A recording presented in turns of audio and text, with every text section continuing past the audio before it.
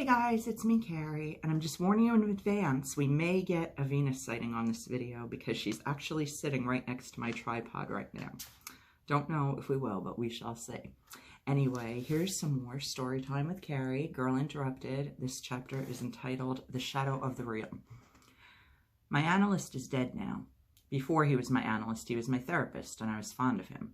The view from his office on the first floor of the maximum security ward building was restful. Trees, wind, sky. I was often silent. There was so little silence on our ward. I looked at the trees and said nothing, and he looked at me and said nothing. It was companionable. Now and then he said something. Once I fell asleep briefly in the chair facing him, after a night full of fighting and yelling on our ward. "You want to sleep with me," he crowed. I opened my eyes and looked at him, sallow, bald early, and with pale pouches under his eyes. He wasn't anybody I wanted to sleep with. Most of the time, though, he was okay. It calmed me to sit in his office without having to explain myself. But he couldn't leave well enough alone. He started asking me, "What are you thinking?" I never knew what to say. My head was empty, and I liked it that way. Then he began to tell me what I might be thinking. "You seem sad today," he'd say. Or, "Today you seemed puzzled about something." Of course I was sad and puzzled. I was 18. It was spring, and I was behind bars. Eventually, he said so many wrong things about me that I had to set him right, which was what he'd wanted in the first place. It irritated me that he had gotten his way. After all, I already knew what I felt. He was the one who didn't know. His name was Melvin. I felt sorry for him because of this. Often on the way from our ward to the maximum security ward, I saw him driving up to his office. Usually he drove a station wagon with fake wood panels, but occasionally he drove a sleek black Buick with oval windows and a vinyl roof. Then one day he shot past me in a pointy green sports car, which he slammed into his parking place with a squeal. I started to laugh, standing outside his office, because I'd understood something about him, and it was funny. I couldn't wait to tell him. When I got into his office, I said, "You have 3 cars, right?" He nodded. "The station wagon, the sedan, and the sports car." He nodded again. "It's the psyche," I said. I was excited. See, the station wagon is the ego, sturdy and reliable. And the sedan is the superego, because it's how you want to present yourself, powerful and impressive. And the sports car is the id. It's the id because it's irrepressible and fast and dangerous and maybe a little forbidden. I smiled at him. "It's new, isn't it, the sports car?" This time he didn't nod. "Don't you think it's great?" I asked him. "Don't you think it's great that your cars are your psyche?" He didn't say anything. It was shortly after this that he began badgering me to go into analysis. "We aren't getting anywhere," he'd say. "I think analysis is in order." "Why will it be different?" I wanted to know. "We aren't getting anywhere," he said again. After a couple weeks, he changed tactics. "You are the only person in this hospital who could tolerate an analysis," he said. "Oh yeah? Why's that?" I didn't believe him, but it was intriguing. "You need a fairly well-integrated personality to be an analysis." I went back to the ward flushed with the idea of my fairly well-integrated personality. I didn't tell anyone. That would have been bragging. If I'd said to Lisa, "I have a fairly well-integrated personality, and therefore I'm going to analysis with Melvin," she would have made retching sounds and said, "Assholes, they'll say anything," and I wouldn't have done it. But I kept it to myself. He'd flattered me. He understood me well enough to know I craved flattery, and in gratitude I acquiesced. My view now was of a wall, an off-white, featureless wall. No trees, no Melvin patiently looking at me while I looked away. I could feel his presence, though, and it was cold and hard. The only things he said were, "Yes," and "Could you say more about that?" If I said, "I hate looking at this fucking wall," he'd say, "Could you say more about that?" If I said, "I hate this analysis stuff," he'd say, "Yes." Once I asked him, "Why are you so different? You used to be my friend." "Could you say more about that?" I started analysis in November when I was still on group. 5 times a week, I joined a herd of patients headed for doctors and led by a nurse. But most doctors' offices were in the administration building, which was in the opposite direction from the maximum security ward. So being on group was like being stuck on an inconvenient bus route. I complained, and I got destination privileges. Now my hour began with a phone call to the nursing station to say I'd arrived in Melvin's office. It ended with my calling to say I was leaving. Melvin didn't like the phone business. He squinted while I talked on the phone. He kept the phone close to him on his desk. Every day I had to ask him to push it toward me so I could use it. Perhaps he complained, because soon I got ground privileges. Only to therapy, but it was something. For other activities, I was still on group.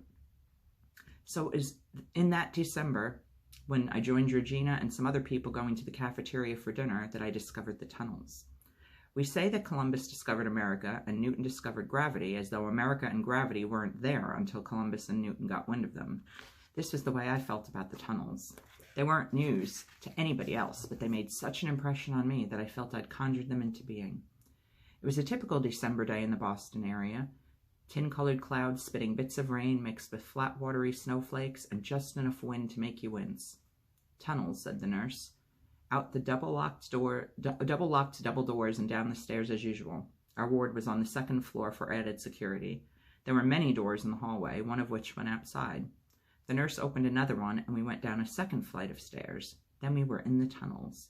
First, their wonderful smell. They smelled of laundry, clean and hot and slightly electrified, like warmed wiring. Then their temperature, 80 at a minimum.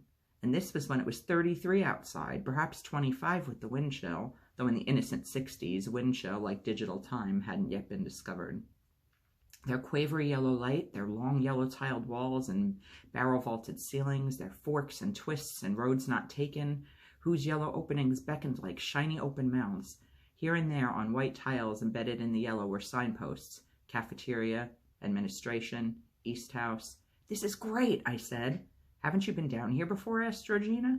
I asked the nurse, do these run under the whole hospital?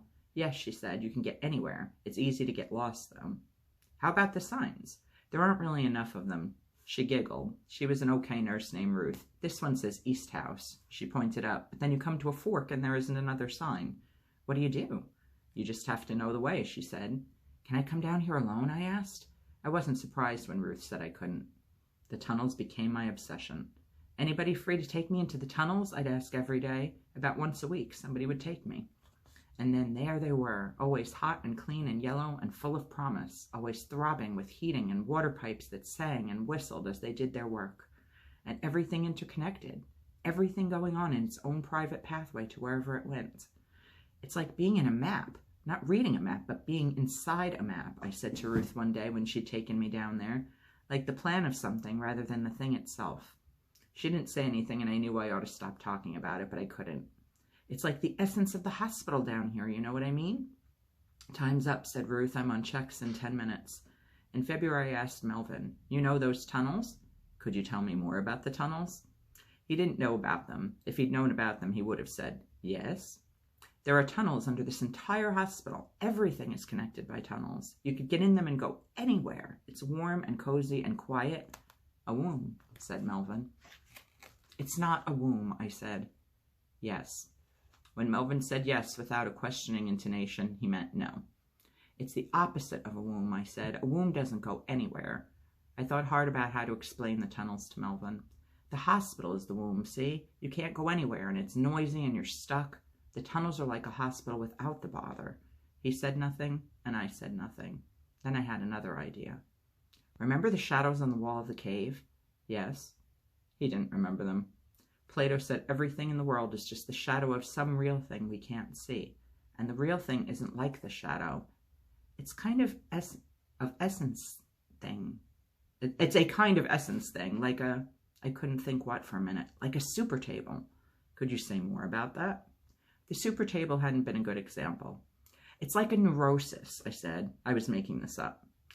Like when you're angry and that's the real thing, and what shows is you're afraid of dogs biting you, because really what you want to do is bite everybody, you know? Now that I'd said this, I thought it was pretty convincing. Why are you angry? Melvin said. He died young of a stroke. I was his first analytic patient. I found that out after I quit analysis. A year after I got out of the hospital, I quit.